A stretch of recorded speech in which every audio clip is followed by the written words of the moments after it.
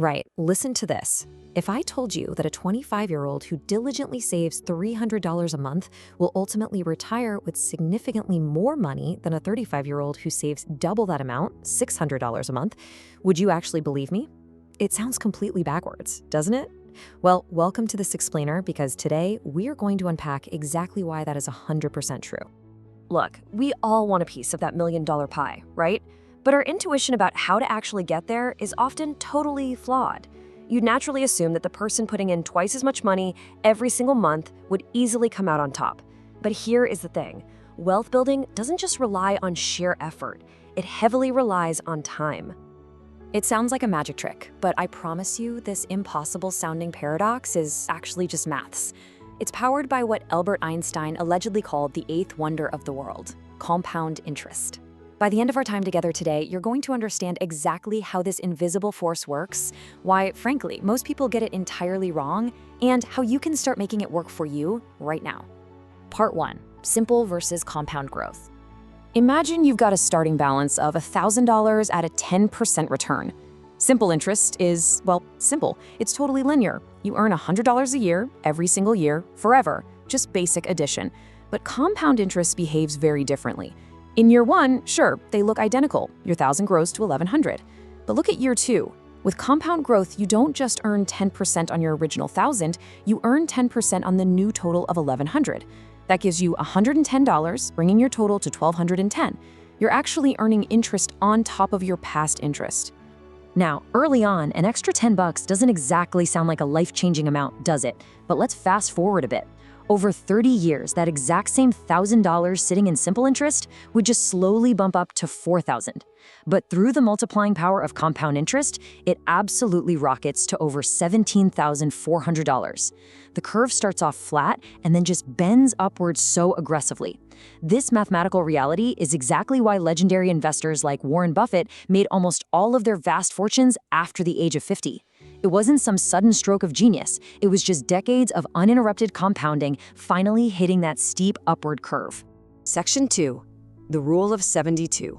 A brilliant mental shortcut. Okay, so this formula right here is absolutely crucial to grasp. The Rule of 72. All you do is take the number 72 and divide it by your expected interest rate. The number you get is roughly how many years it'll take for your money to double completely on its own. Let's say you're earning a pretty standard 6% return in a typical index fund, a basket of top stocks over the long run. 72 divided by 6 is 12. Bam, that means your money doubles every 12 years. Look how powerful this actually is in practice. If you invest a single lump sum of $10,000 at age 25, by age 37, it's $20,000. By 49, it's $40,000.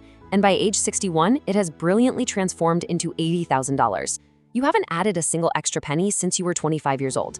This perfectly proves that when it comes to compounding, time matters significantly more than your initial capital. Section 3. Sarah against James.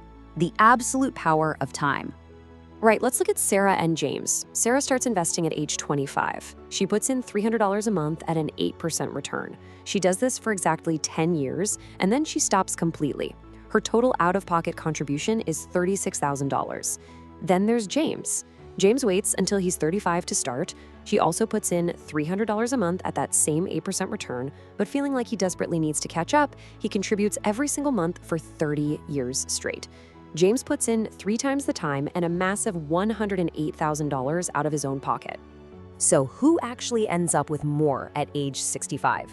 It's Sarah, with a staggering total of over $470,000. She absolutely crushed James, who finished with roughly $370,000. Even though Sarah contributed a mere fraction of what James did, she won decisively, simply because her money had 10 extra early years to compound. That early head start is mathematically worth way more than 3 decades of James desperately trying to catch up. Quick reality check here, though, regarding the data we're looking at. 8% represents a historical broad stock index average. It is absolutely crucial to remember that real markets fluctuate year to year. Nobody gets a perfectly smooth 8% every single time, right? However, over long stretches, we're talking 20, 30, 40 years, this exponential growth is roughly the story the historical data consistently tells us. Section 4. The Blueprint for Compounding. For the maths nerds out there, and I know you're watching, here is the official formula. A is your final amount, P is your starting principal, R is your interest rate, and N is how often it compounds per year. Finally, T is time in years. Look, if you take $5,000 at a 7% return compounded annually for 20 years, this formula dictates that you will yield nearly $19,350 without lifting a finger after that initial deposit. It is quite literally financial autopilot. Honestly though, you don't need to memorize that formula, you just need to follow these 5 practical rules. 1. Start now, even if it's just 50 quid or $50 a month. Getting the account open early matters way more than the initial amount. 2. Use tax-advantaged accounts. That's a 401k or IRA in the US, or a stocks and shares ISA or workplace pension if you're in the UK, so the tax man doesn't interrupt your compounding. 3. Reinvest absolutely everything, especially those dividends. 4. Automate your transfers so consistency is totally guaranteed. And 5. Leave it completely alone. Unnecessary meddling just resets your compounding clock. Section 5. 3 compound interest killers. You definitely want to avoid these mistakes. First up is high fees. A 2% annual fee might sound tiny, but it compounds against you, eating a massive chunk of your final balance over 30 years. Number 2 is high interest debt. Credit cards often sit at a brutal 20% interest or more. They operate using the exact same mathematical wonder of compound interest, except it's working ruthlessly against you. You've got to pay that down first. And the third killer? Waiting for the perfectly right time in the market. The cost of waiting far outweighs the risk of market downturns. Time in the market always beats timing the market. Which brings us full circle to that legendary quote: "Compound interest is the 8th wonder of the world. He who understands it, earns it. He who doesn't, pays it." Whether Einstein actually uttered those exact words or not, the underlying truth is totally spot on. This incredible financial lever is available to absolutely anyone who commits to consistency and respects the sheer power of time. So, let's wrap this explainer up with a question for you.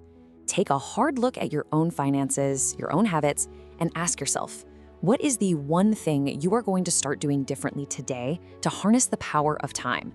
Seriously, don't wait for tomorrow. Thanks so much for joining me today. If you found this breakdown valuable, make sure to drop a comment below with your answer to that question. Cheers, and I'll catch you in the next one.